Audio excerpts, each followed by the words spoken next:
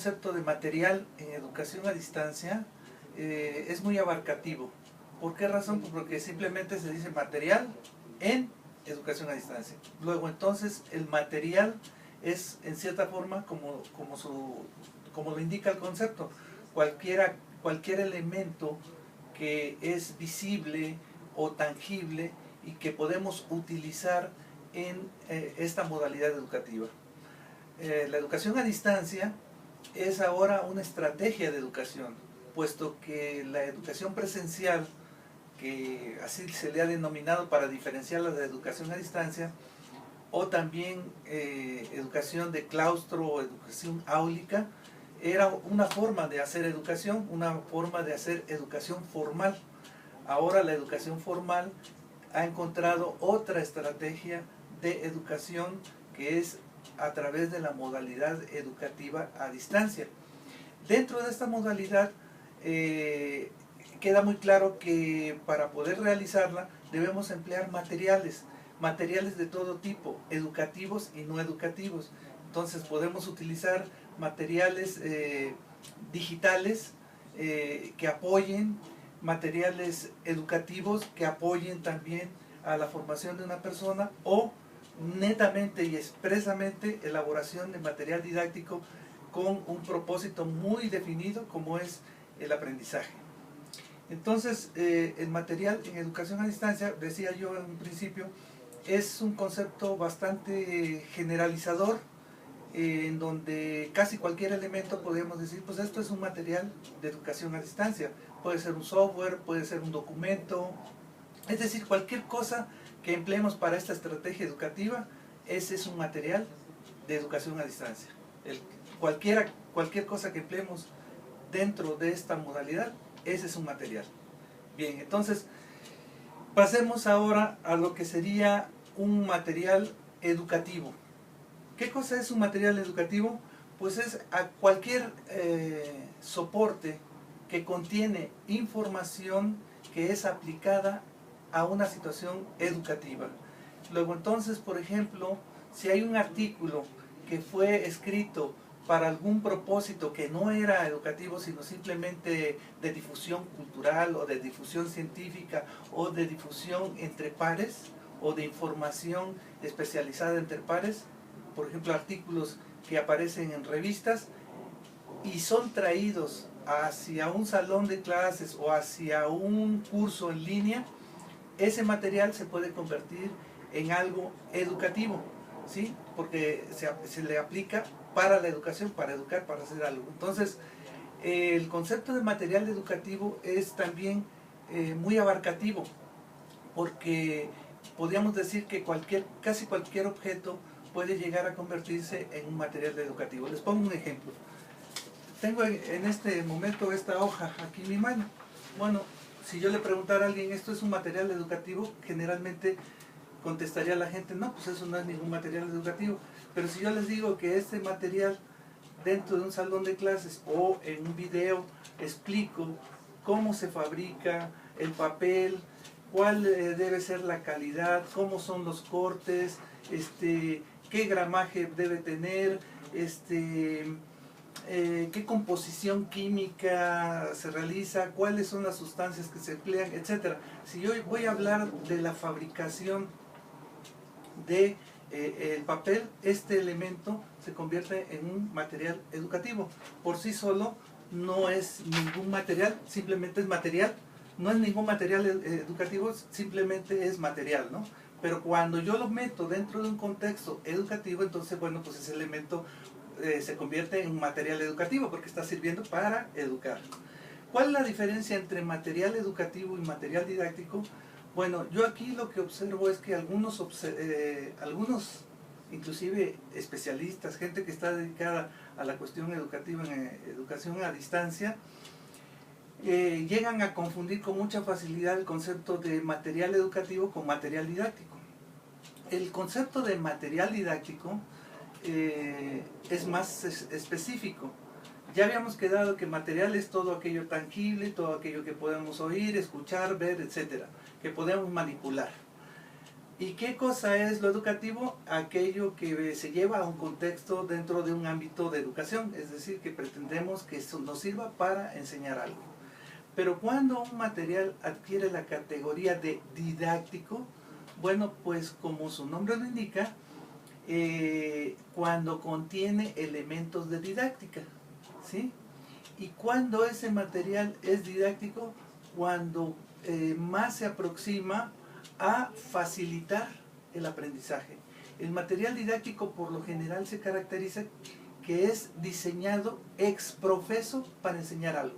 Luego entonces un material didáctico muchas veces tiene elementos que lo hacen facilitador del aprendizaje, como puede ser desde un título, una introducción, un objetivo, un contenido, una serie de actividades o ejercicios, la consulta de materiales colaterales o complementarios, una bibliografía, una serie de evaluaciones, como puede ser evaluación previa, como puede ser evaluación de unidad, como puede ser una evaluación sumativa, que al final se autoevalúe el estudiante, etc. Entonces todo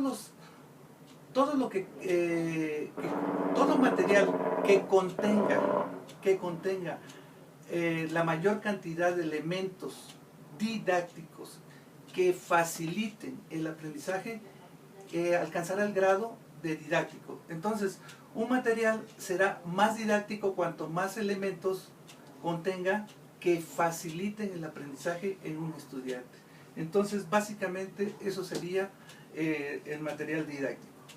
Pasando al concepto de material de consulta, bueno, pues yo diría que ahí también su nombre lo indica, ¿no? Material de consulta, pues es cualquier fuente de información que, al que puede llegar un estudiante para complementar algo, para apoyar algo. Puede ser para investigar algo, como están en las bases de datos, como puede estar en un repositorio, como puede estar en una biblioteca. Esos son los sitios donde se encuentran almacenados generalmente la información que puede ser consultada.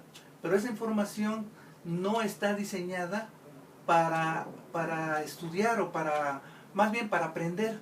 Tiene un tratamiento que fue realizado generalmente con otros propósitos. Ya señalaba yo que, por ejemplo, artículos de revista, pues generalmente son elaborados para ser leídos por entre pares o para diseminar o difundir algún contenido que consideran que es novedoso y que es de interés para gente que se está formando o para gente que está interesada en ciertos rubros.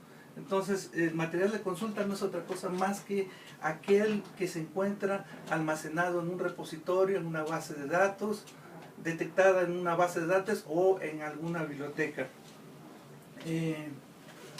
Bien, el concepto de material de apoyo pues está íntimamente relacionado con el de consulta, pero el de apoyo se denomina así a todo aquel elemento que es agregado dentro de un contexto de diseño instruccional en un curso, por ejemplo, en línea o en una asignatura en línea. Entonces, todos aquellos elementos que enriquecen todo un contexto pedagógico y didáctico, generalmente se le denomina material de apoyo.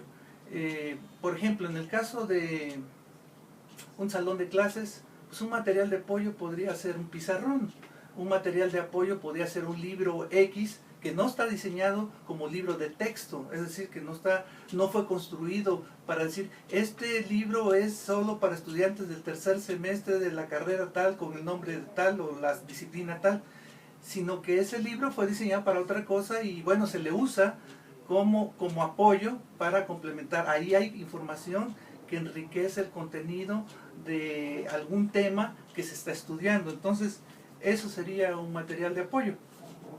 Bien, por último tenemos la situación de cuál es el quehacer de una persona que es experta en contenido.